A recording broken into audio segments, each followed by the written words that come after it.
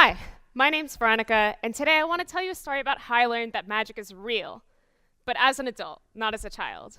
So, a long, long time ago when I was a kid, I used to go to summer camp, and I was big into the Girl Scouts, so I went to this local camp called Camp Archbald. Now, this camp is pretty magical as it is. It was founded in 1920, and it's been operating as a Girl Scout camp ever since. It's up in northeastern Pennsylvania, and it's in the middle of these beautiful woods. They have a ton of old historic buildings. There's a giant stone building that sits in the middle of the camp. They have houseboats you can live on for the week. They have a giant lake where I first learned to canoe, and it's basically the face of my childhood, no biggie. But this camp also had something else that was pretty special. It had us. So I went there as a child, and then slowly became a counselor in training when I got older, and eventually was on camp staff for 3 years. And these are, of course, the photos throughout the ages, and you could see us evolve to the point where fanny bags are cool. Now, the camp also had another thing that made it magical. It had fairies that lived in the woods. Now, they lived up in the woods near the treetop cabin, which is where the youngest girls stayed. And I remember as a kid, we could write letters to these fairies if we were homesick, or if we wanted help, or if we really just wanted someone to talk to. And if you were very lucky, the fairies would come and they'd leave you magical gifts, and they'd visit your cabins even. Now, when I got older and I became a counselor in training and I became a CIT, I learned who the fairies were. That's me there. And the fairies were us. So we had this tradition where the older counselors and the counselors in training would dress up as fairies in these kind of gross dress-up rags that we had laying around from thrift stores. So I developed a schematic because it's a very complex process. So we'd dress up as fairies, and then a group of us would go run up to the place where the girls stayed and wake them up after the closing campfire, and after they'd just had a ton of ice cream and gone to bed. Now, while they did that, the fairies would go out into the field, and we'd start skipping and jumping and going tee in the middle of the field, in the middle of the night, and it looked pretty legit, at least from the perspective of the kids who have now been woken up belly full of ice cream and been told to come down to the edge of the woods and peer out into the field, and what would they see? Fairies, at least most of the time. Now, while this was happening, we had a third group of people, and they were kind of deemed our ninjas. They would dress sneaky in all black, and they'd sneak up to the girls' cabins while they were away looking at the fairies.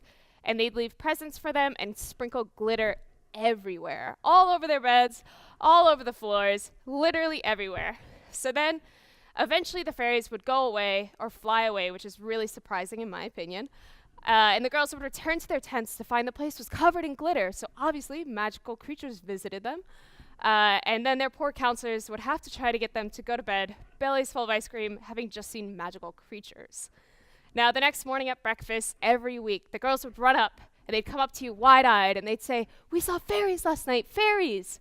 And of course, you'd mess with them and say, "No, that's silly, fairies aren't real, are you kidding?" They wouldn't see the black circles under your eyes. But one morning I realized, with this girl looking up at me wide-eyed, that this really is magic. This sheer, unadulterated childhood joy that I saw was pure magic. And it reminded me of a song we had. Now, this song talks about when you're young, you're told that magic is a hole that might hide a leprechaun in it, or a key to open up an old house, and it's sort of this fairy tale, and you believe in magic. But then the next verse describes you getting older.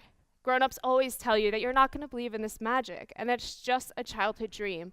And one day you're going to wake up to find that just like the clothes that don't fit and the toys you leave behind, you won't believe in magic anymore. However, the final verse talks about when you grow up, that you will find, much to your surprise, that magic didn't fade away. It takes on a new form.